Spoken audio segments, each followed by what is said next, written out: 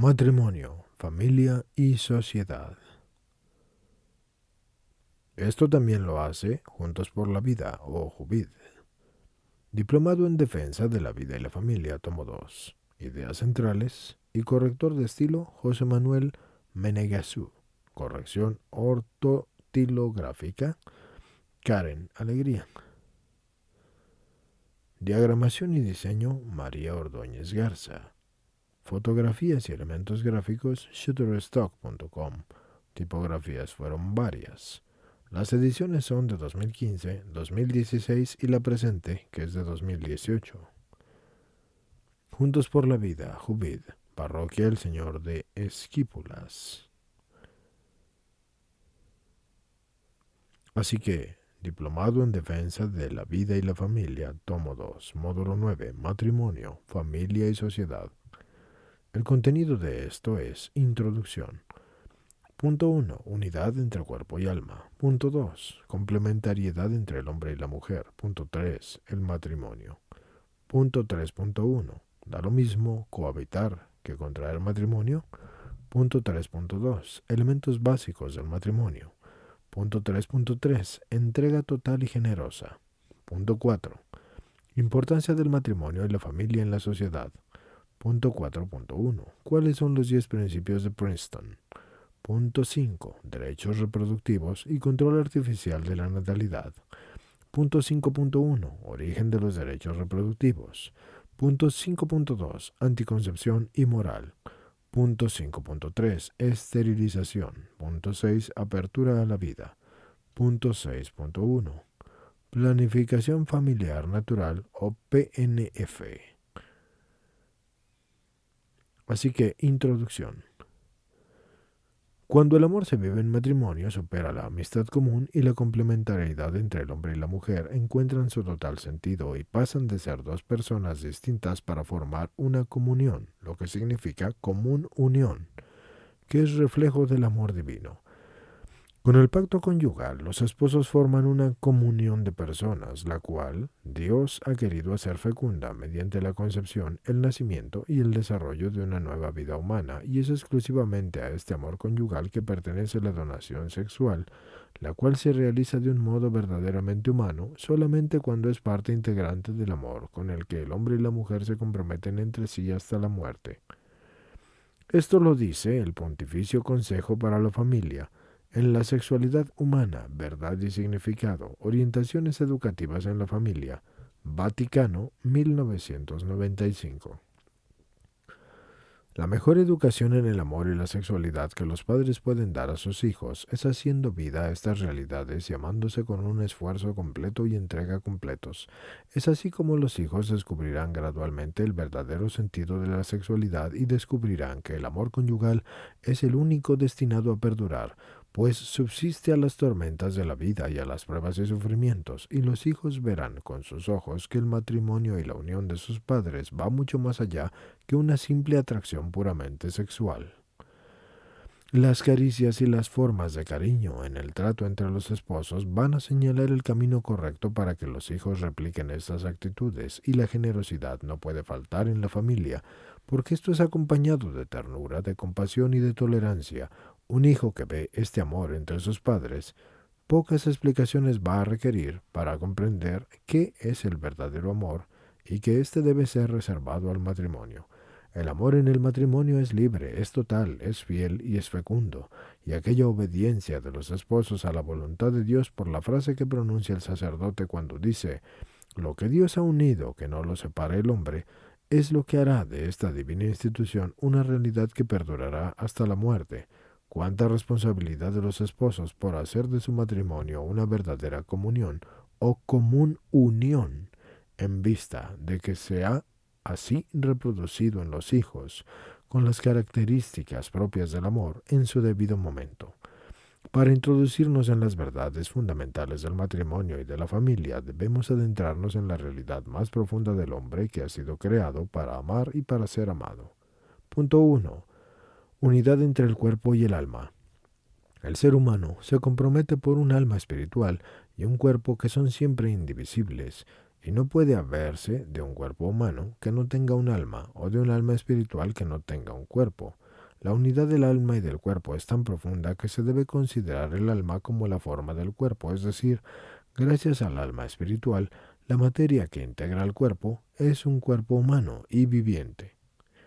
En el hombre, el espíritu y la materia no son dos naturalezas unidas, sino que su unión constituye una única naturaleza. Podríamos hablar entonces de un alma corpórea o de un cuerpo espiritual. Esta unidad intrínseca nos hace pensar en aquel proyecto que facilita la realización completa del hombre en su aspecto espiritual y psíquico y somático y la vocación matrimonial. El cuerpo y el espíritu constituyen esa totalidad unificada, corpóreo-espiritual, que es la persona humana, pero ésta existe necesariamente como hombre o mujer y no tiene otra posibilidad de existir como persona humana de otra manera, con todo lo que conlleva. La sexualidad o masculinidad o feminidad. Esto caracteriza y determina a todos y a cada uno de los componentes de la unidad substancial entre el cuerpo y el espíritu, que nosotros llamamos hombre y mujer. Es cierto, señores, que hay una unión intrínseca entre cuerpo y espíritu, pero ya habíamos dicho en uno de estos libros, y yo lo expliqué, que el hombre está hecho por tres partes: cuerpo, espíritu y alma. También expliqué por qué es así. Y también se les dijo que está constituido por 5 niveles. Y también los mencioné. Así que les sugiero que escuchen todos los libros y el libro completo. Continuando con la lectura. Punto 2. Complementariedad entre el hombre y la mujer. El matrimonio, lejos de ser una ceremonia o la firma de un papel, es la respuesta auténtica y natural a las invitaciones que hace un hombre y una mujer al enamoramiento. El enamoramiento es la primera tendencia de atracción que existe en los futuros esposos porque existe una necesidad de unidad entre los novios. Es una unión primeriza de pura atracción. Luego el enamoramiento los va a llevar a los novios a que quieran desear no solamente pasar fines de semana juntos, sino toda la vida entera, porque el matrimonio presupone una relación que tiene que ser totalmente altruista por ambas partes. El matrimonio, desde su inicio, y aquí yo me refiero a los antecedentes formales e históricos, no invita a una unión swinger. Esto frustra solamente a las personas, sino que hace el solamente contigo y para siempre contigo. No basta enamorarse, sino que debe existir un entendimiento en valores, en priorizar la relación a otras realidades, es decir, amistades, trabajo, etc. Porque es necesario el noviazgo para enamorarse y para conocerse y para hablar sobre los temas que van a llevar al hombre y a la mujer a vivir una vida en comunión, para siempre, mediante el matrimonio. Es en este punto donde se alcanza la complementariedad perfecta entre el hombre y la mujer, y no se completan, se complementan. Se completa aquello que tiene carencias y se complementa aquello que es diverso, porque mujeres y hombres somos iguales en cuanto a lo que somos en personas y dignidad, pero somos distintos en cuanto a nuestra identidad y nuestra esencia como personas. Todo esto puede ser visto en Noda María Rosa, Educación para el Amor, Propuesta de Educación Afectiva y Sexual, Guatemala, Facultad de Educación, Universidad del Istmo, página 11. También puede ser visto en el libro de Sarmiento Augusto, El matrimonio cristiano, segunda edición Pamplona, EUNSA 2001, página 40, y en la entrevista a Christian Conan, Nuestra fe en vivo, en 2011. Y en cuanto a la definición de lo que es el swinger, es una actividad sexual que no es monógama, en donde la pareja puede experimentar con terceras personas individualmente o en pareja. Aunque en estos tiempos, yo creo que una gran mayoría sabe lo que es swinger. Continuando con la lectura. Cuando nos enfocamos en el matrimonio, cada cónyuge tendrá una visión distinta de su realidad, pero es ahí justamente donde radica esa complementariedad. Entendiendo esas diferencias, el hombre es para la mujer y esta es para el hombre, y así que la diferencia sexual y psíquica y afectiva es indicadora de la recíproca complementariedad y está orientada a la común unión o comunión y además a la comunicación, y a sentir, y a expresar, y a vivir el amor humano, abriéndose a una plenitud mayor. Las diferencias que existen entre ambos únicamente encuentran el sentido en esa complementariedad, y su espiritualidad y corporeidad se realizan. Hombre y mujer son complementarios, no son a pesar de las diferencias, sino exactamente gracias y por esas diferencias. Esa capacidad de complementarse hace que su unión sea capaz de expresar la máxima entrega del amor humano que puede darse. Tanto es así que de esta entrega total puede resultar una nueva vida, porque Dios inscribe en la humanidad del hombre y de la mujer la vocación y consiguientemente la capacidad y la responsabilidad del amor y de la comunión. El amor, por tanto, es la vocación fundamental e innata de todo ser humano. El hombre y la mujer también están llamados a manifestar su amor a través de esa unidad entre el cuerpo y el alma, y es aquí donde podemos hablar de sexualidad. La sexualidad es un elemento básico de la personalidad, de un modo propio de ser, de manifestarse y de comunicarse con los otros, y de sentir y expresar y vivir el amor humano. Podemos decir que esta capacidad de amarse mutuamente realiza la razón de ser en el hombre, y esto lo dice Juan Pablo II al explicarlo de una bella manera, cuando dice que el cuerpo humano, con su sexo y con su masculinidad y feminidad, visto en el misterio mismo de la creación, es no sólo la fuente de la fecundidad y de la procreación, como en todo el orden natural, sino que incluye desde el principio el atributo esponsalicio, es decir, la capacidad de expresar el amor, ese amor precisamente en el que el hombre como persona se convierte en un don, y mediante este don realiza el sentido mismo de su ser y existir.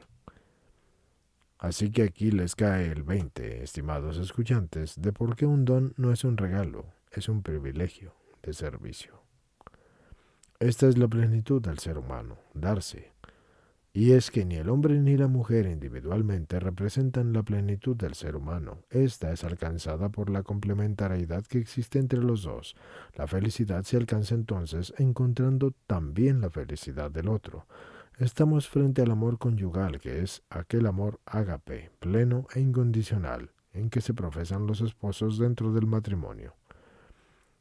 Carolina Diel Oro explica que el ser humano es por esencia donante y que la donación por excelencia es aquella que se da entre el hombre y la mujer con las diferencias, pero llamadas no a quedarse en las diferencias, sino más bien a una mutua complementación para cumplir con esta imagen maravillosa y semejanza de Dios.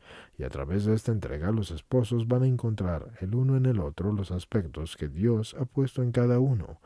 Al crearnos a su imagen y semejanza, Él nos ha dotado como hombre y como mujer de características únicas que los esposos van a develar mutuamente en el matrimonio. ¿Y por qué dentro del matrimonio? Porque es la única institución en la que a través de la historia y de la multiculturalidad como varón y mujer se dan completamente el uno al otro sin reservas, con su pasado, su presente y su futuro. Esto puede verse en la Conferencia Episcopal Española, La verdad del amor humano, orientaciones sobre el amor conyugal, la ideología de género y la legislación familiar, Madrid, España 2012, número 23. También en el Pontificio Consejo para la Familia, Sexualidad Humana, Verdad y Significado, Orientaciones Educativas en la Familia, Vaticano 1995, número 8. Y esto lo dice y lo explica también Juan Pablo II en una audiencia general en la Ciudad del Vaticano el miércoles 16 de enero de 1980. Y de El Oro Carolina explica lo de varón y mujer. Complementariedad en la Universidad de los Andes, Chile, página 5. Punto 3. El matrimonio. La respuesta propia al enamoramiento, el deseo de complementarse el uno al otro y asumir el compromiso perenne de amarse hasta que la muerte los separe, es la invitación propia que lleva a la pareja a contraer matrimonio. El hombre y la mujer, permaneciendo cada uno de ellos como personas singulares y completas, son una unidad dual en cuanto a personas sexualmente distintas y complementarias. La alianza que se origina no da lugar a un vínculo solamente visible, sino también moral, social y jurídico, y de tal riqueza y de densidad que requiere por parte de los contrayentes la voluntad de compartir en cuanto a lo que son como tales todo su proyecto de la vida y lo que tienen y lo que son. Y esta unidad que pasa a formar el matrimonio es de una singularidad tal que implica a toda persona en una nueva relación que constituye un nuevo estado de vida en todo el sentido de la palabra, así que podríamos decir que es una nueva forma de ser persona. El Papa Benedicto XVI al respecto decía: reconocer la belleza y la bondad del matrimonio significa ser conscientes de que solo un ámbito de fidelidad e indisolubilidad, así como de apertura al don divino de la vida, es el adecuado a la grandeza y dignidad del amor matrimonial. Así que comprendiendo entonces la alianza matrimonial como total y definitiva, todas las dimensiones del amor, desde la sexual hasta la afectiva, forman parte de un ambiente en el que la persona se va a entregar y es recibida como un don en su totalidad. Y de esta manera, la unidad que ambos forman se vuelve de por sí irrepetible. Esto puede verse en la Conferencia Episcopal Española, en la cita número 27. Y también lo dijo Benedicto XVI en su homilía en la vigilia de la oración a los jóvenes en Cuatro Vientos, el 20 de agosto de 2011.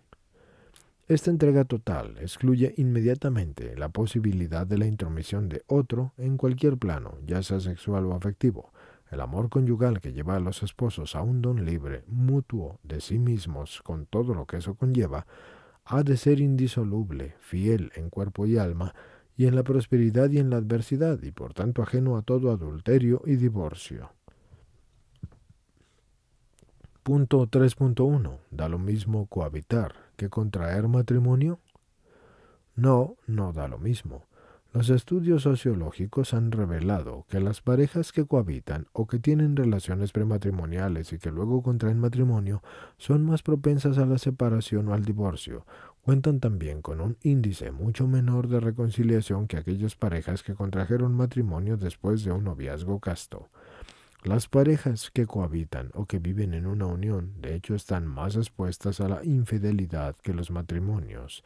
Según las encuestas consultadas, las parejas que viven en unión, de hecho, experimentaron 2 veces más problemas de infidelidad en los primeros 12 meses de la unión que las parejas casadas. Las mujeres casadas que han tenido relaciones prematrimoniales tienen un 33% más de tendencia a divorciarse o a separarse que aquellas mujeres que no tuvieron relaciones prematrimoniales. No es ningún secreto que las relaciones prematrimoniales debilitan la institución matrimonial. En Guatemala se refleja esta realidad en el Instituto Nacional de las Estadísticas, INE. En el 2012 se registraron 84.253 bodas y 5.157 parejas se divorciaron. En el 2013 se registraron 5.542 divorcios en todo el país. El amor no invita a una unión pasajera o egoísta y condicionada. El matrimonio es una unión entre un hombre y una mujer que invita a una unión fecunda, indisoluble, exclusiva, altruista y permanente. Amantes son los que simplemente se quieren. Cónyuges son aquellos que además de quererse, se deciden a comprometerse y a quererse y a querer quererse siempre. Y esto es como toda vocación, así se lleva a la verdadera felicidad. Recuerden, señores, y esto se los digo porque estudio psicología, no es lo mismo alegría que felicidad. La alegría es un sentimiento y un sentimiento es pasajero. Pero la felicidad es un estado, y eso no debe ser pasajero. Si pasa, entonces no es felicidad. Inciso 3.2. Elementos básicos del matrimonio. El doctor Christian Conen, abogado argentino experto en temas de familia, con una maestría en matrimonio y familia y un doctorado en derecho matrimonial, en diversas ocasiones ha expuesto 4 presupuestos que no deben faltar en el matrimonio. El primero es la dignidad humana, porque deben respetarse mutuamente y no utilizarse ni manipularse mutuamente. El segundo es la identidad, es decir, amar es querer al otro, en tanto al otro, y es promoverlo en su vocación, en sus sueños. No es proyectar el bien que nosotros suponemos para la otra persona, sino hacernos expertos en la otra persona para promover lo que le hace pleno. El otro punto es la intimidad, un mundo interior que los cónyuges ponen en común en la medida que más común sea esa intimidad de lo que yo pienso, de lo que yo siento, así se va a edificar lo que se llama el nosotros. Y esto conlleva un proceso integral de comunicación a menor puesta en común de lo íntimo a través de la comunión que habrá un nosotros más pobre. Es decir, que si no hay una común unión verdadera de lo íntimo a través de la comunicación real, entonces ese nosotros será más pobre, y lo que sigue es la libertad, porque las personas somos libres y nos autogobernamos, pero ¿para qué? Para amar el sentido profundo de la libertad, porque eso es el amor, pues es ahí donde el ser humano encuentra su mayor realización, ya que para esto ha sido creado, para amar. Y si no tenemos claro para qué y por qué se nos hizo libres, entonces el matrimonio va a perder el rumbo. El doctor Conen expone a su vez que existen 10 aspectos que no pueden descuidarse dentro del matrimonio para que estos sean fecundos. La amistad es el primero porque deben compartir juntos experiencias, recreaciones sanas, entre otras cosas, y los cónyuges deben ser amigos, y esto va poblando la memoria con buenos recuerdos. Debe tenerse afecto, porque serán todas las maneras en que los esposos se van a decir el te amo, y que serán las expresiones más recurrentes en el noviazgo que a veces se pueden olvidar en el matrimonio. Tiene que contar también el atractivo físico y deben cuidarse razonablemente para el otro, porque es una manera de expresar el amor y el interés hacia el otro. La armonía sexual, porque es muy importante entender la diversidad entre el hombre y la mujer. Por ejemplo, el hombre es muy visual y la mujer es más sentimental, y esto lo debe de saber el hombre para preparar el acto sexual de tal manera que su esposa sienta esa armonía íntima entre ambos. Debe existir la admiración por el otro, es decir, por el cónyuge. Debe haber la comunicación íntima, se debe poner en común lo íntimo, y a mayor puesta en común de lo íntimo, entonces habrá un nosotros más rico. Debe tenerse confianza, porque eso es lo que mantiene a flote el matrimonio, ya que sin confianza entre los esposos es muy difícil que logren caminar de la mano. Debe haber un compromiso familiar, porque eso es priorizar siempre el matrimonio y la nueva familia a la familia de origen, y este compromiso también conlleva el saber que los hijos no son una responsabilidad única de la mujer. La educación de los hijos es una responsabilidad de ambos padres, porque el hijo necesita de ambas figuras para crecer óptimamente. El sostenimiento económico debe de hacerse con transparencia en el presupuesto familiar y debe de saberse consensuar en el tema económico para que aquí también exista armonía. El sostén doméstico, el hogar debe de ser mantenido, eso también debe consensuarse en cada matrimonio, y conversarlo y distribuirlo. Esto completamente puede verse en la Conferencia Episcopal Española, en su cita número 30, y puede verse también en Family Facts Cohabitation versus Marriage, How Love's Choice Shape Life Outcomes. Eso está en línea y está disponible en www.familyfacts.org, diagonal briefs, diagonal 9, diagonal cohabitation, dash o guión en medio, versus dash, guión en medio, marriage, dash, how, dash, loves, dash, choices, dash, shape, dash, life, dash, outcomes. La última vez que esto fue consultado fue el 5 de enero de 2015 y recordemos que la palabra dash significa guión en medio.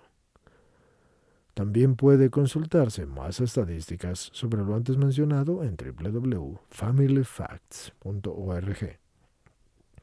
En cuanto a lo que toca al Instituto Nacional de la Estadística, las estadísticas vitales en cuanto a lo que es divorcios en Guatemala en 2014 puede verse en línea porque está disponible en www.ine.gov.gt.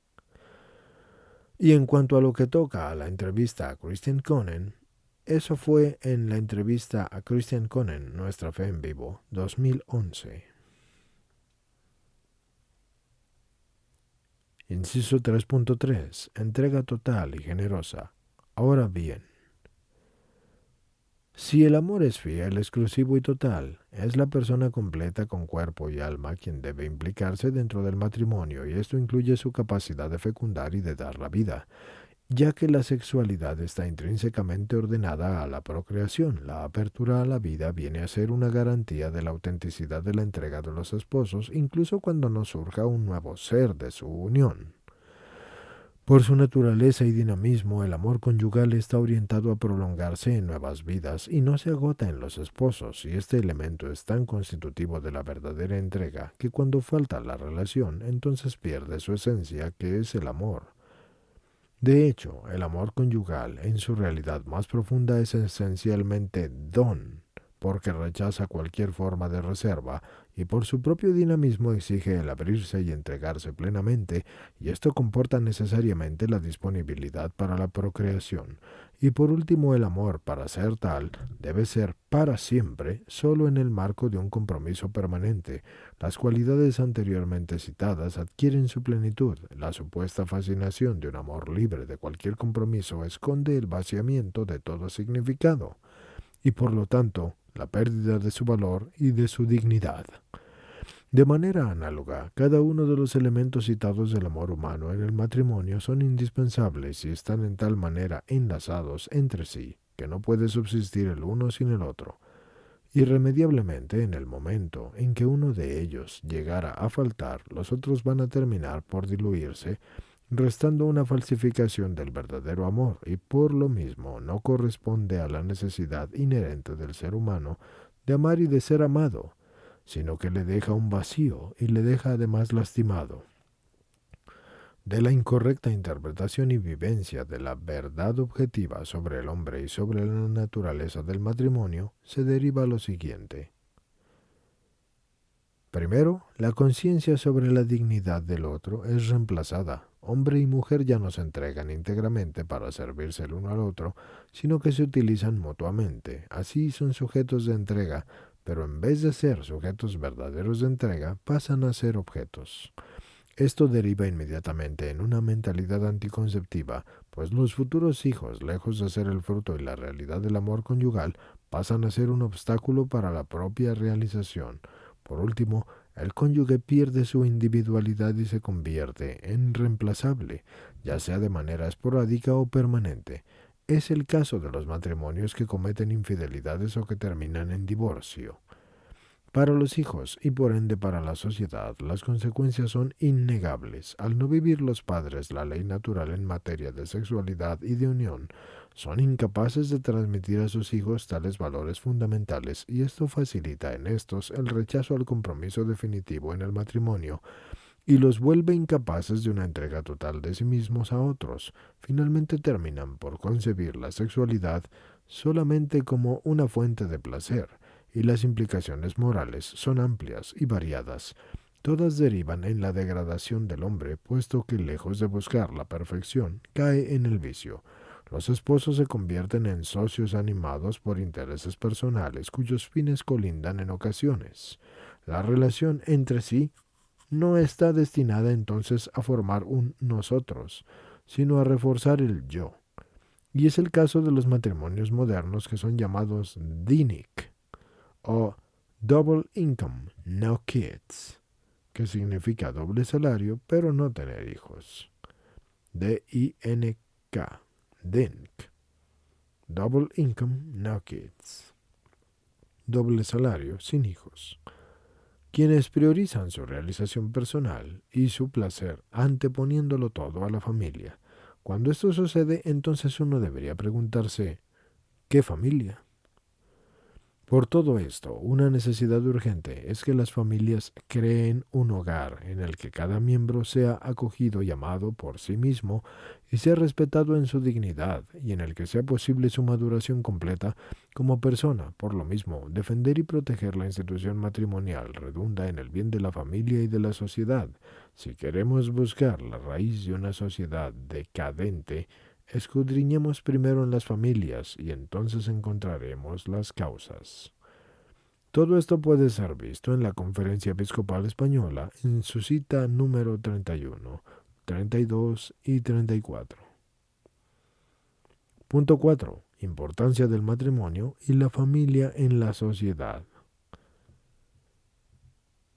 Cualquiera que sea nuestra posición política o religiosa, no podemos negar que lo que más nos debería importar son nuestras familias. Una sociedad sin familias es aquella que no está capacitada para cumplir las funciones sociales de procrear nuevas generaciones para las naciones y formar a los nuevos ciudadanos y educarlos adecuadamente. Una sociedad sin familias es incapaz de generar un ámbito donde el ser humano sea valorado incondicionalmente. La falta de valoración incondicional generará la falta de la salud y no solamente física. Por esto el Estado debe de entender que la familia es de un interés público, no de un interés personal, porque de ahí se deriva el hecho de seguir afirmando rotundamente que la familia es el núcleo de la sociedad. La familia es por excelencia aquel lugar en donde el ser humano recibe su sentido de pertenencia más profundo por medio del amor incondicional, el cual le permite crecer como persona humana y desarrollarse plenamente. Muchos de los males que hoy padece nuestra sociedad, desde lo que son los problemas psicológicos, afectivos y de pertenencia, hasta la delincuencia, tienen su raíz en el deterioro de la vida familiar. El futuro de la humanidad se fragua en la familia, y eso lo decía San Juan Pablo II. Así que conscientes de ello, 53 catedráticos de distintas ciencias, es decir, abogados, economistas, filósofos, politólogos, sociólogos, humanistas, psicólogos, teólogos, psiquiatras, historiadores y antropólogos, se reunieron en la Universidad de Princeton para ver qué había detrás de la delincuencia juvenil, la violencia juvenil, las adicciones juveniles, los trastornos de alimentación, el aborto, entre otros. La conclusión desde distintas miradas científicas y desde distintos puntos de vista que son religiosos, agnósticos y ateos, fue que la causa más profunda de lo que está pasando con nuestras nuevas generaciones es la falta del afecto relacionado con la crisis en la familia. De esta reunión nacen los conocidos 10 principios de Princeton, los cuales vale la pena analizar a continuación. Punto 4.1. ¿Cuáles son los 10 principios de Princeton? El primer principio es: el matrimonio es una unión personal que toda la vida entre un hombre y una mujer debe durar. Y más aún, esta unión alcanza un vínculo sobrenatural mucho más sólido cuando es elevada a Dios mediante el sacramento del matrimonio. Amar para los esposos no es solo un sentimiento, es una decisión que conlleva un compromiso, el compromiso de amar. El segundo principio es: el matrimonio es un bien humano de ideas profundas que eleva y perfecciona nuestra naturaleza social y sexual, y no debe sorprendernos que el matrimonio se apruebe y se promueva públicamente en casi todas las sociedades conocidas y a menudo se solemnice mediante rituales religiosos y culturales.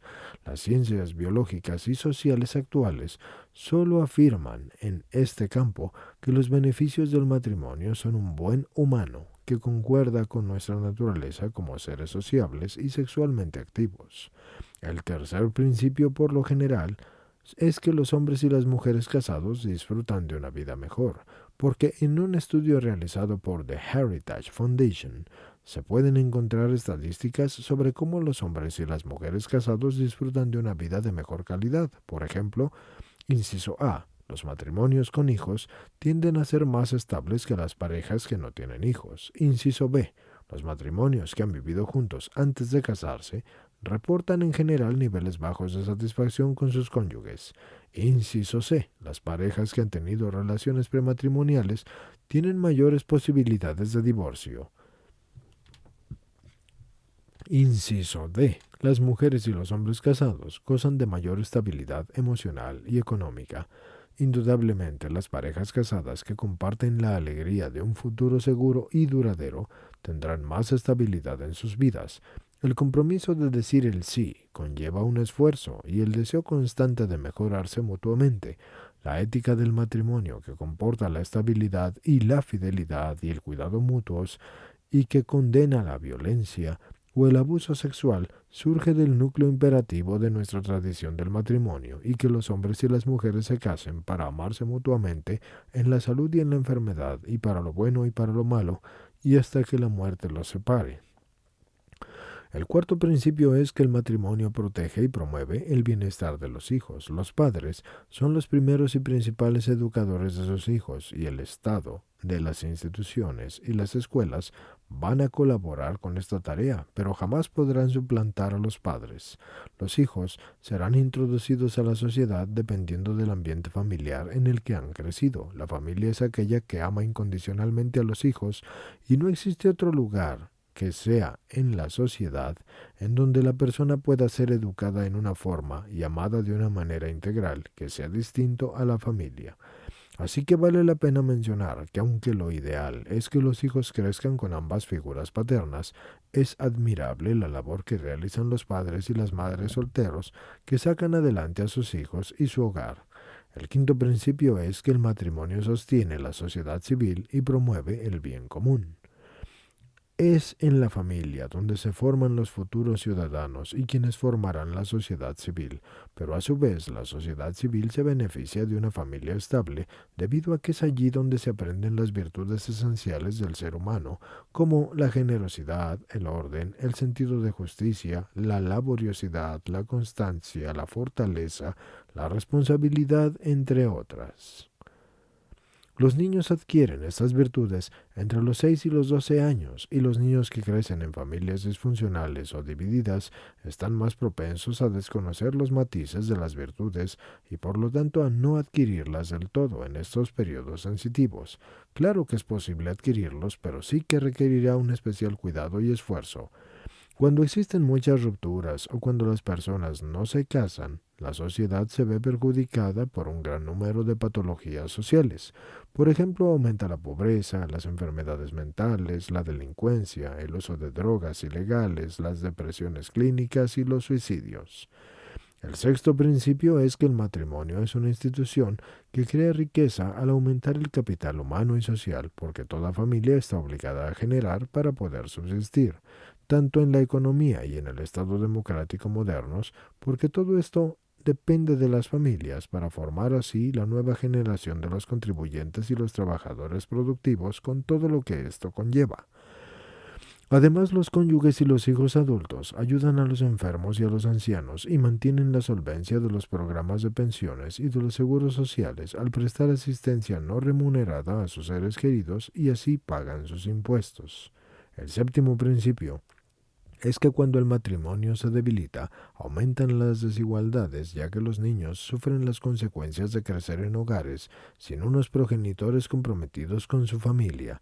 Este principio puede deducirse de los anteriores. Los hijos de padres que no se han casado o que han roto su matrimonio tienen más posibilidades de ser víctimas de la pobreza o de la dependencia o del abuso de sustancias adictivas o del fracaso escolar o de la delincuencia juvenil o de un embarazo a una edad temprana y sin estar casado y de muchos otros comportamientos que conllevan a la destrucción personal. El octavo principio es una sociedad que cree en el matrimonio y que protege la libertad política y que fomenta un gobierno controlado. Las familias fuertes que permanecen unidas estabilizan el Estado y reducen la necesidad de las agencias sociales burocráticas costosas e intrusivas. Las familias se vuelcan en sus miembros vulnerables y producen nuevos ciudadanos con virtudes como la lealtad y la generosidad y se preocupan por el bien común.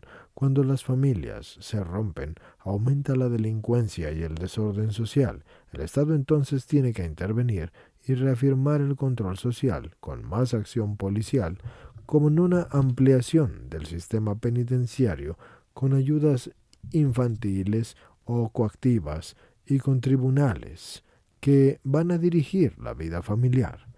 En consecuencia, el Estado intenta desempeñar de una manera coercitiva las funciones que las familias desempeñan con naturalmente.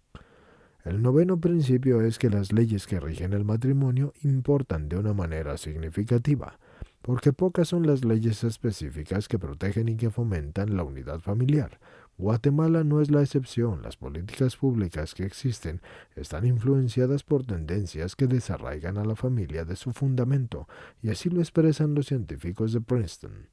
Dados los claros beneficios del matrimonio, creemos que el Estado no debería permanecer políticamente neutral ni en el procedimiento ni en el resultado entre el matrimonio y las diferentes estructuras alternativas de la familia. Algunas personas han intentado redefinir el matrimonio civil como un contrato privado entre dos personas sin tener en cuenta su sexo, otros como una unión que vincula a un número de individuos y otros lo ven como un acuerdo contractual de duración indefinida en el que se ponen de acuerdo un número indeterminado de personas adultas. Pero con ello, un Estado minaría la norma social que fomenta el matrimonio tal como se ha entendido históricamente, es decir, que la unión sexual para toda la vida entre un hombre y una mujer que pueden tener y educar hijos. Los beneficios públicos que solo el matrimonio puede proporcionar son reconocidos por personas razonables sin tener en cuenta el punto de vista religioso o secular y por tanto constituyen razones convincentes para reforzar la norma del matrimonio ya existente tanto en la ley como en las políticas públicas. Y el 10º principio es el matrimonio civil y el matrimonio religioso porque no pueden estar rígida y totalmente desasociados el uno del otro.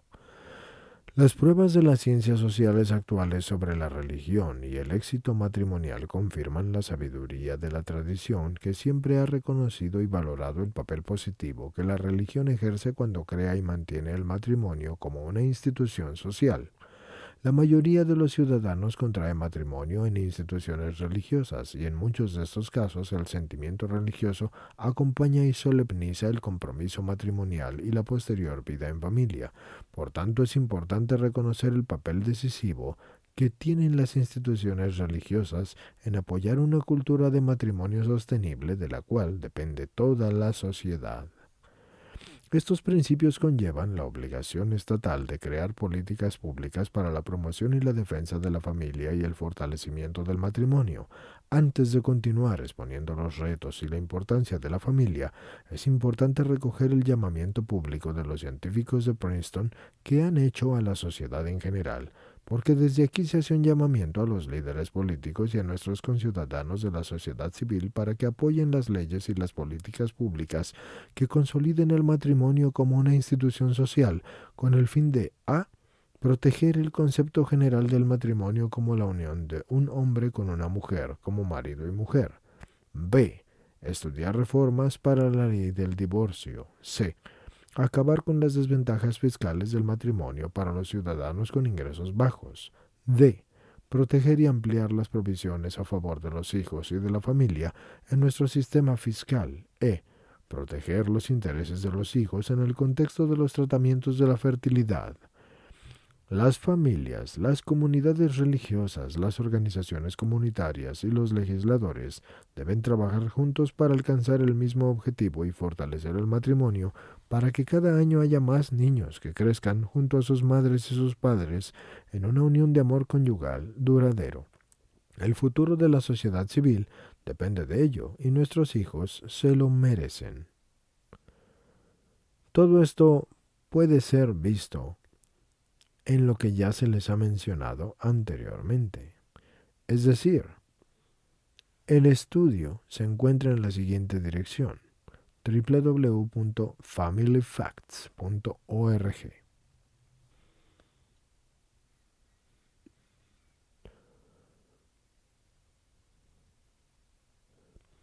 Punto 5. Derechos reproductivos y control artificial de la natalidad. La institución matrimonial proporcionará también estabilidad y responsabilidad en las relaciones sexuales adultas, contribuyendo también a la economía, a la sociedad y al desarrollo humano. Estos fines se ven anulados por las ideologías y por las prácticas que alejan a la familia de sus fines primordiales dentro de la sociedad y dentro del mismo núcleo familiar. Analicemos pues los llamados derechos reproductivos y su inherencia e injerencia también en la familia. Así que, como ya se explicará ampliamente en el módulo dedicado a las distintas ideologías antivida, los presupuestos de la ideología del género buscan defender a la mujer rompiendo las cadenas biológicas que la oprimen, y de esta forma el control de la natalidad y el aborto liberarían a la mujer de su alienación, Además, para construir una sociedad igualitaria, sería necesario que las mujeres gocen de la misma libertad sexual que tienen los hombres, por lo que debe terminarse con la familia tradicional y equiparar económicamente a los dos sexos. Punto 5.1. Origen de los derechos reproductivos. Es así como en los años de 1994 y 1995 se llevan a cabo la Conferencia Internacional sobre la Población y el Desarrollo en El Cairo y la Conferencia Internacional de la Mujer en Pekín.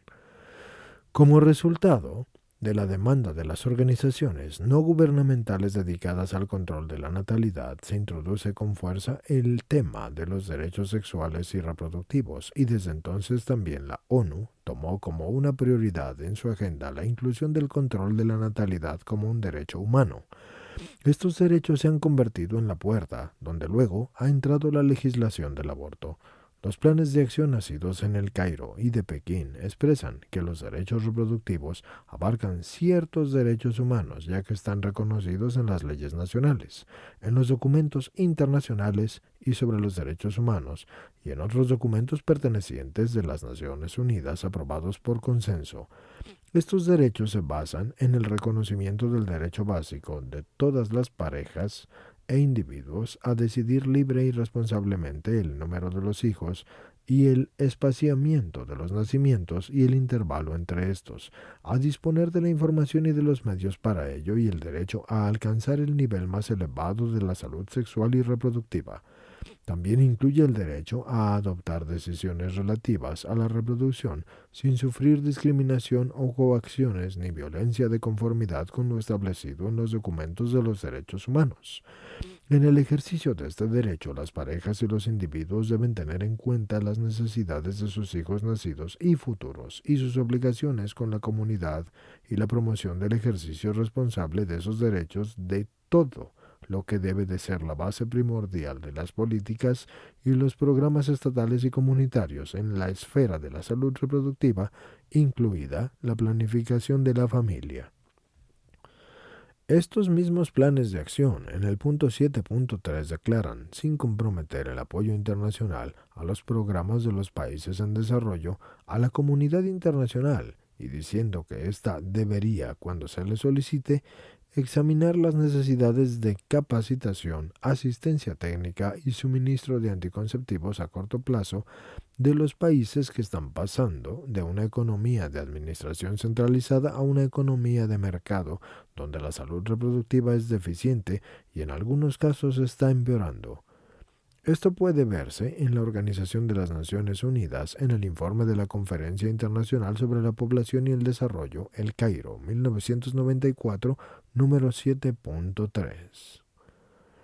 Al mismo tiempo, estos países deberían dar más prioridad a los servicios de salud reproductiva, incluida una amplia gama de medios anticonceptivos, y deberían encarar la práctica actual de recurrir al aborto para la regulación de la fecundidad mediante la satisfacción de las necesidades de mujeres de estos países, de que deben de contar con mejor información y con más opciones.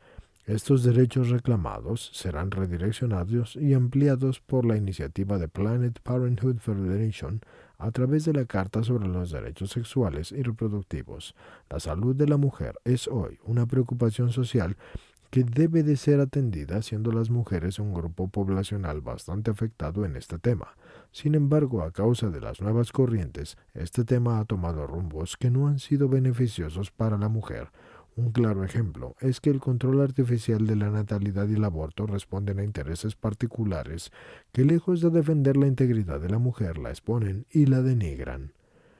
Los países en vías de desarrollo definen la salud reproductiva como el derecho a recibir los servicios adecuados de atención a la salud que permiten los embarazos y los partos sin riesgos y que ofrezcan a las parejas las máximas posibilidades de tener hijos sanos. Olvidan que la salud de la persona humana nunca debe de ser vista como un fin en sí misma y siempre debe de estar al servicio de la vida propia y ajena, incluyendo la de los hijos por venir. Así que a la luz de esta definición se cometen muchas injusticias, como por ejemplo cuando los hijos con alguna malformación congénita o cromosómica son desechados porque se define el derecho a elegir y no el derecho a ser elegido.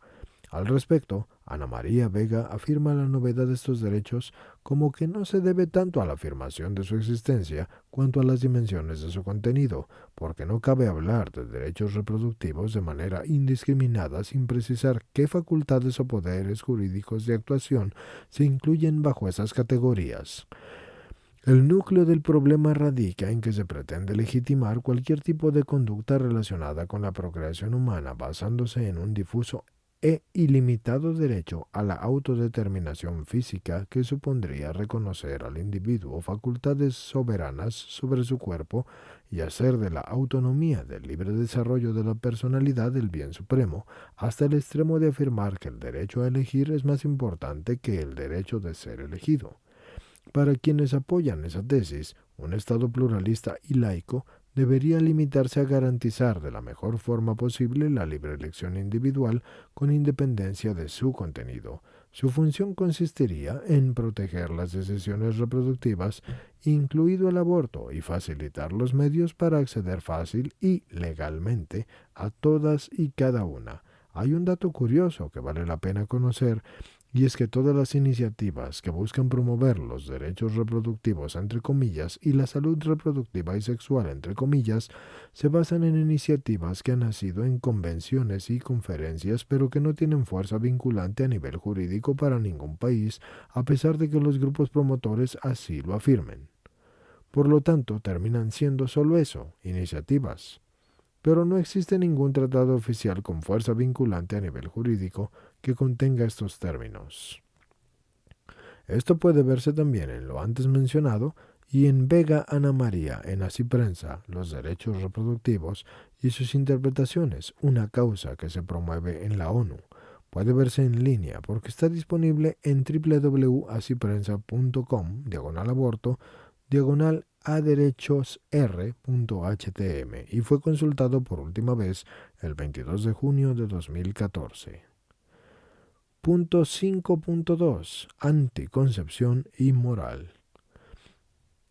Para profundizar más en este tema, se debe de consultar la carta encíclica Humana Vitae de Pablo VI.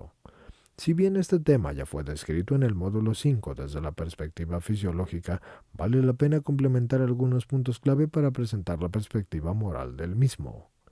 Para comprender la materia moral en cuanto al tema de los anticonceptivos, debemos recordar 3 puntos básicos. La fecundación. La vida humana inicia desde la fecundación y desde ese momento el nuevo ser humano ya posee toda la información genética que determina sus características físicas como el color del pelo, de los ojos, el sexo, la estructura ósea, entre otros, y solo necesitará tiempo, alimentación y un ambiente adecuado para su sano crecimiento y desarrollo. La entrega total, el acto conyugal, alcanza la consumación total de los esposos que acaban por no ser más que uno mismo en todas las dimensiones de su ser, corporal y espiritual. Aquí yo quisiera hacerles un pequeño detalle importante. Según la ley de Cristo y según su propia doctrina, nuestro Señor dice a través de Adán, y serán los dos una sola carne. Nunca dice serán los dos un solo espíritu. Pero sí deben de estar de acuerdo, tanto espiritualmente como mentalmente. Sin embargo, como seres, serán un solo ser corpóreo, reconocido por Dios, pero 2 seres espirituales. Y eso hasta que la muerte los separe. Continuando con la lectura. Superando así, gracias a la fuerza del amor, su individualidad personal. La presencia de Cristo. El amor conyugal, espiritualmente hablando, no es solo elegirse mutuamente, sino que es aún más, es sobre todo el comunicarse el uno al otro, la presencia de Cristo, quien al entregarse a sí mismo por la Iglesia y por nosotros, se ha unido de una vez para siempre con ella y con nosotros, es decir, como se une el marido con la mujer, porque la cruz se revela como el lecho nupcial de Cristo como esposo y de la Iglesia como esposa, y el consentimiento de Cristo en la cena eucarística exigía su confirmación por la ofrenda redentora de su cuerpo en la cruz. En el siguiente módulo profundizaremos en este punto, pero ¿Por qué va en contra de la naturaleza humana la anticoncepción? Teniendo claros los puntos anteriores, podemos responder esa pregunta. Consecuencias físicas. Primero que todo, recordemos que los métodos, las pastillas anticonceptivas, esas son realmente abortivas. Todas las personas tienen derecho a una información completa sobre estos métodos, los cuales no solamente rompen la unidad del acto conyugal, truncando su fecundidad, sino que también presentan, sin excepción, riesgos para la salud de la mujer, y los fabricantes de estos métodos veían estos datos a los consumidores, pero los velan para que no puedan saberlos, incluyendo a los médicos, porque también les velan esos datos, porque son ellos quienes los recetan, porque de lo contrario, esto representaría para estas empresas una gran pérdida económica. Y por citar un ejemplo, el 29 de julio de 2005, 21 científicos de la Agencia Internacional de Investigación del Cáncer de la Organización Mundial de la Salud, OMS, se reunieron en Francia después de una exhaustiva revisión de la literatura mundial y declararon que la combinación de drogas de estrógeno y progestágeno que estaba utilizándose en la píldora de control natal y en la terapia de reemplazo hormonal era cancerígena y no solo era provocando cáncer de seno, sino también cervical y de hígado. Así que está claro que los efectos secundarios de los anticonceptivos son mucho más graves que aquellas razones por las que una mujer accede a tomarlos. Es inconcebible pensar que para evitar un bien natural, como lo es el don de la vida, por medio de un embarazo, se utilizan medios intrínsecamente graves para la salud de la mujer y para la nueva vida humana que ya es concebida en el seno de la madre. Esto puede ser visto en Semen Ives, la espiritualidad conyugal según San Juan Pablo II, primera edición España, Desclée de Brouwer, 2011. También puede ser visto en Arzu de Wilson Mercedes, en la anticoncepción contra la planificación natural de la familia, que es una conferencia dictada en el Diplomado en la Defensa de la Vida y de la Familia en Júbit, en Guatemala, 2013. Ahora, también puede ser visto en Leonard Andre, La moral sexual, explicada a los jóvenes, sexta edición, España, Ediciones Palabra, 2006. Consecuencias psicológicas. La anticoncepción genera en los cónyuges una mentalidad antivida y una forma errónea de concebir las relaciones conyugales. La anticoncepción no solo produce el rechazo a una nueva vida, sino también una falsificación del amor conyugal llamado a entregarse en su plenitud personal y por tanto impone un lenguaje contradictorio. Además, produce el ahogamiento del desarrollo de la capacidad de amar de las personas, generando una cultura hedonista, y estos mismos efectos se transmiten a las nuevas generaciones, también a quienes terminan por distorsionar el significado de una entrega generosa del matrimonio mismo en una última instancia.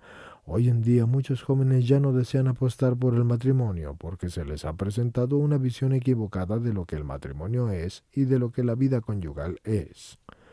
Consecuencias esenciales.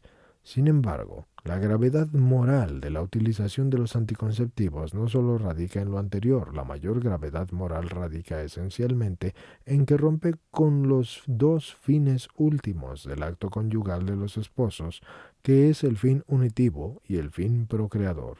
Porque no puede existir un acto conyugal únicamente unitivo. Al pensar en ello, cualquier acto anticonceptivo sería válido, reduciendo así a la persona humana como un simple medio para obtener placer.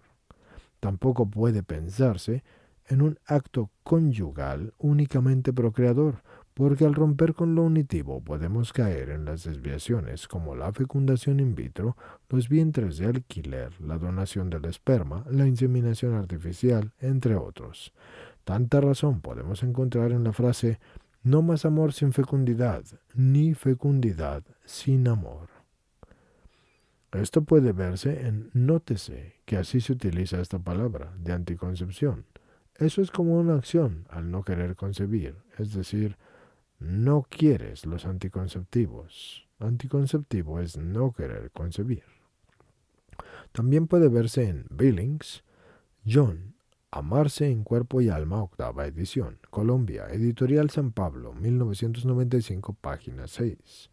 Y también puede verse en Han Kimberly, El amor que da la vida, tercera edición, española, en España Ediciones Rialf, S.A., 2001, en la página 364.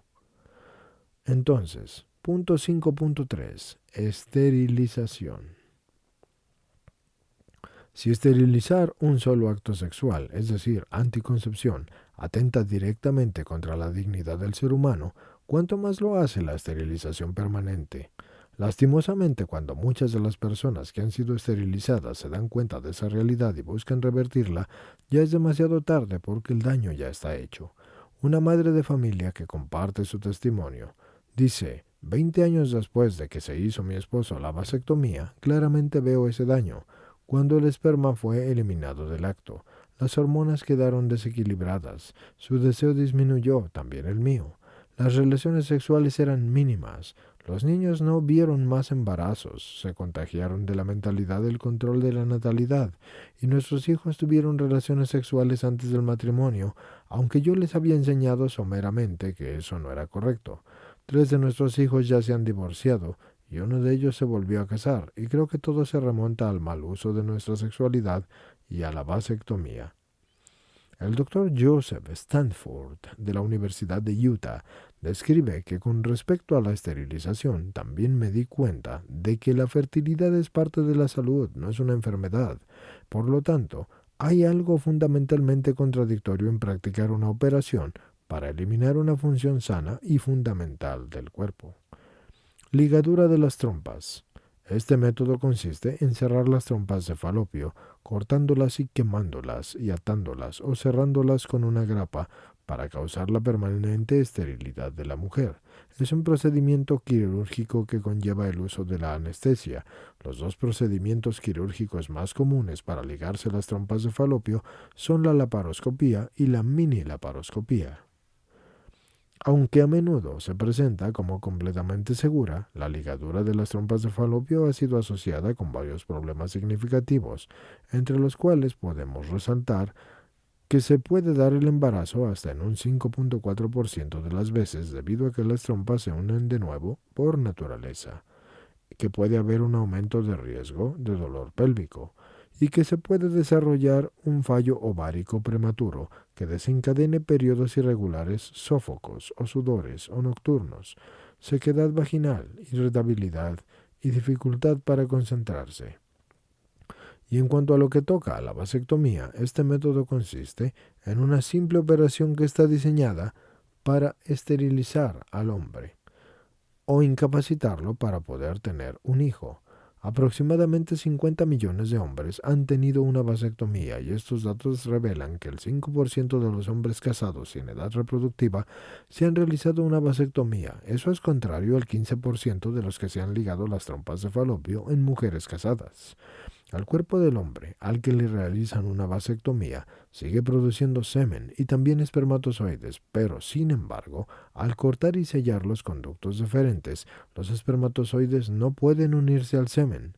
El cuerpo entonces los absorbe y esto puede ocasionar que el sistema inmunológico los reconozca como una proteína extraña, por lo que produce anticuerpos, y esto ocurre con al menos el 80% de los casos.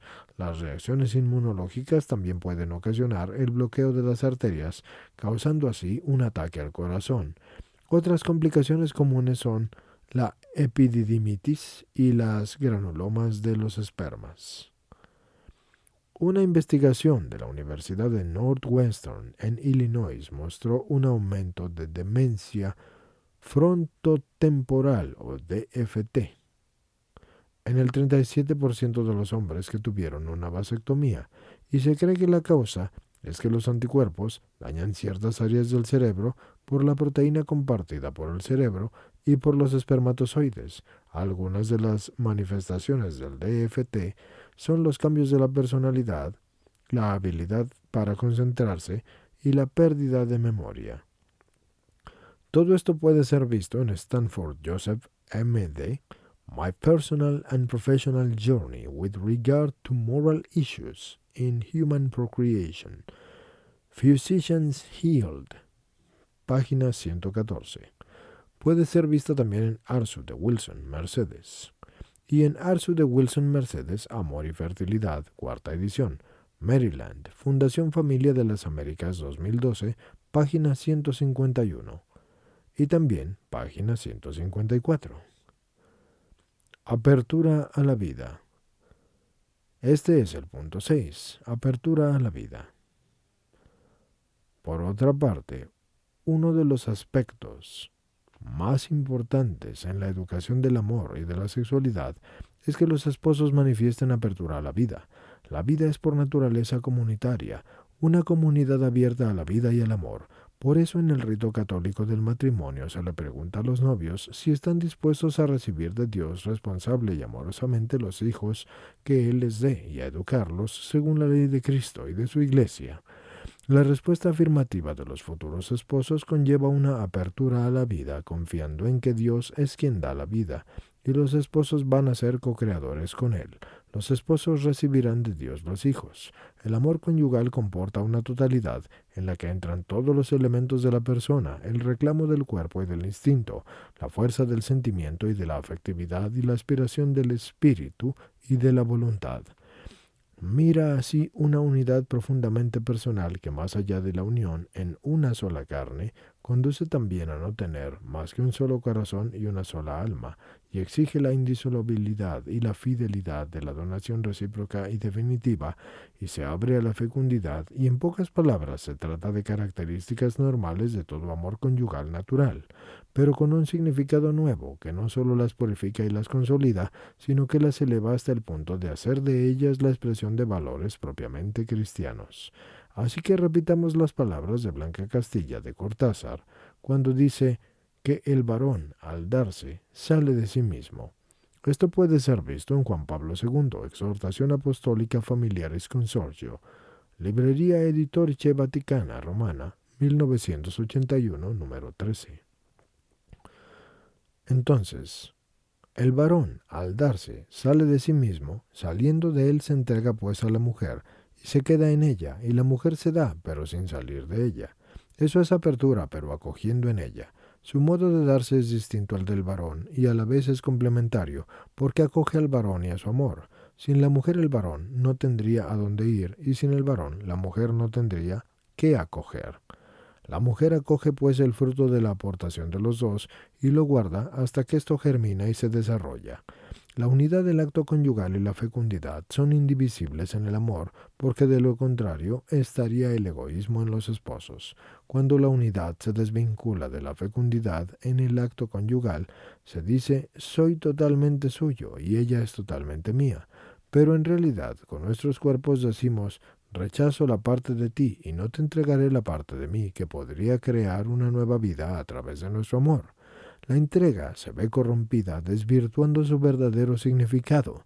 De esta mentalidad egoísta que busca únicamente la unidad del acto conyugal y el placer, se deriva la utilización de los contraceptivos y la anticoncepción.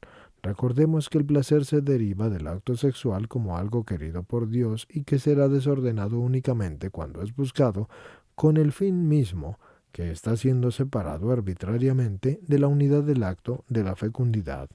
La separación de la dimensión unitiva y la procreativa en el ámbito de la vida conyugal se traduce ya sea en la contracepción o bien en la procreación artificial, y en el primer caso se pretende la búsqueda del placer sexual interviniendo sobre la expresión del acto conyugal a fin de evitar la concepción, y en el segundo caso se busca la concepción sustituyendo el acto conyugal por una técnica.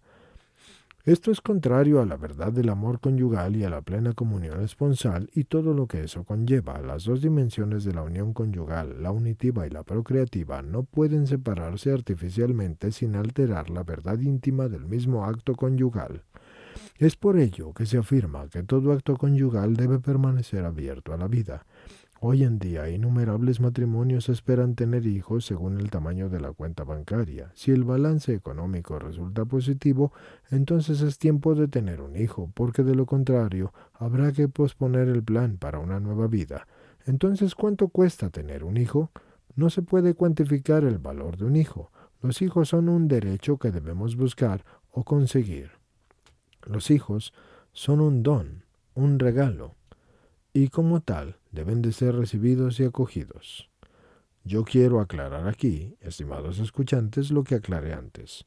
Los hijos no son un regalo, son un privilegio de servicio a Dios y un préstamo temporal, como todos los dones.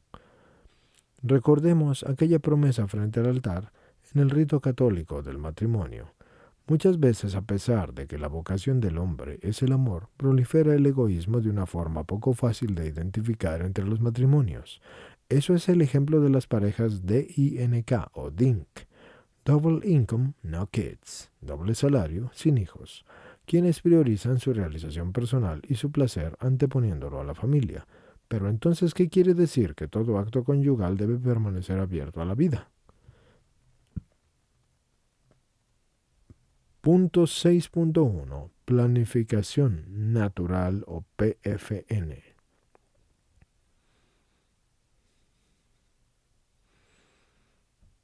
Estar abiertos a la vida no significa tener todos los hijos que se pueden físicamente. Estar abiertos a la vida significa acoger a aquellos que Dios manda y acogerlos responsablemente. El amor entre los esposos debe de ser siempre profundo y al mismo tiempo plenamente humano, estando el matrimonio ordenado por su misma naturaleza hacia la generación y educación de los niños. Así los esposos deben acudir a la planificación familiar natural y nunca a la contracepción, ya sea para espaciar embarazos o a la reproducción artificial para buscar tener un hijo. La planificación familiar natural, PFN, puede definirse como aquel método para identificar los signos de fertilidad e infertilidad femenina con el fin de hacer la concepción más o menos probable. Como el hombre es normalmente fértil todo el tiempo, este método se centra en determinar los momentos fértiles de la mujer. Otro nombre que se está acostumbrando a utilizar para esto es el método de la regulación de la fertilidad o MRF. La Madre Teresa decía: yo sé que las parejas tienen que planificar su familia y para eso existe la planificación familiar natural. La forma de planificar la familia es la planificación familiar natural, no la contracepción. Al destruir el poder de dar la vida y de amar a través de la contracepción, un marido o una esposa están haciendo algo para sí mismos, y esto convierte la atención a la persona, destruyendo así el don del amor en él o en ella. Y amando al marido y la mujer, deben recurrir así a la atención el uno por el otro, como ocurre en una planificación natural de la familia. No ocurre así de la misma forma en la contracepción, porque una vez que el amor vivo es destruido por la contracepción, el aborto sigue muy fácilmente, y es por eso que yo nunca doy un niño a una familia que ha utilizado la contracepción, porque si la madre ha destruido el poder de amar, entonces ¿cómo va a amar a mi hijo?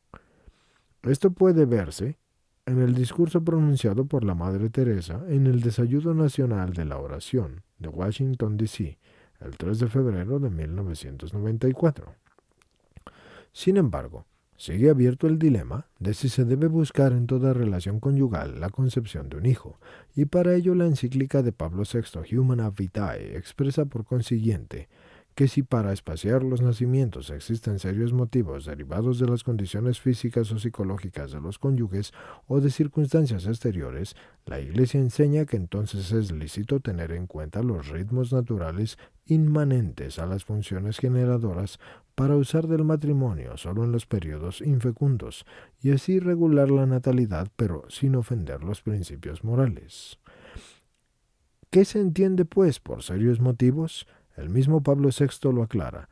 En relación con las condiciones físicas y económicas y psicológicas y sociales, la paternidad responsable se pone en práctica ya sea con la deliberación ponderosa y generosa de tener una familia numerosa, ya sea con la decisión tomada por graves motivos y en el respeto de la ley moral de evitar un nuevo nacimiento durante algún tiempo o por tiempo indefinido. Por tanto, no de toda relación conyugal debe surgir una nueva vida, Pueden ser muchos los motivos por los cuales los cónyuges pueden acudir a la planificación natural.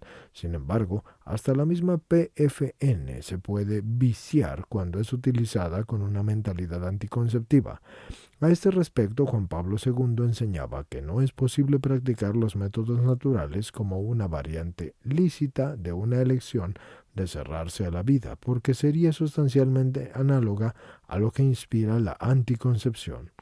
Por lo que a la luz de una conciencia bien formada y de la razón, los padres deberían de cerciorarse de que su deseo de espaciar mediante la PFN no nace de un acto egoísta, sino que es conforme a la generosidad de una paternidad verdaderamente responsable. La PFN no es mejor por el hecho de ser natural, en lugar de artificial, y tampoco la artificialidad lo hace inmoral, ni la naturalidad lo hace moral. Lo que hace moral la PFN es que los esposos actúan conforme al valor unitivo y procreativo de la sexualidad humana, un amor que les convierte en ministros de los designios de Dios y se sirven de su sexualidad como de una donación libre, total y fiel y fecunda, sin manipulaciones. En la actualidad, uno de los métodos más efectivos de PFN es el método de la ovulación o método Billings, y existen también el método del ritmo calendario o método de la temperatura basal o método de la autopalpación cervical, entre otros. ¿Es efectivo el método de la ovulación o método Billings? La Asociación Familia para las Américas realizó un estudio en Guatemala en donde se evaluaron 3.341 ciclos menstruales en mujeres casadas de zonas rurales y urbanas. Los resultados del estudio en las parejas que decidieron espaciar sus embarazos sobre 506 mujeres casadas fueron los siguientes. El método de la ovulación fue método de ovulación en donde los usuarios no siguieron correctamente las instrucciones. El número de embarazos fue de 0 si lo siguieron correctamente y de 2 si no lo siguieron correctamente. El índice de embarazadas, tomando en cuenta 100 mujeres de los años que deben de tener normalmente y también tomando en cuenta 100 años, si lo hicieron correctamente fue de 0 y si no lo hicieron correctamente fue de 0,7. Y el índice de efectividad en ambos casos fue de 100%.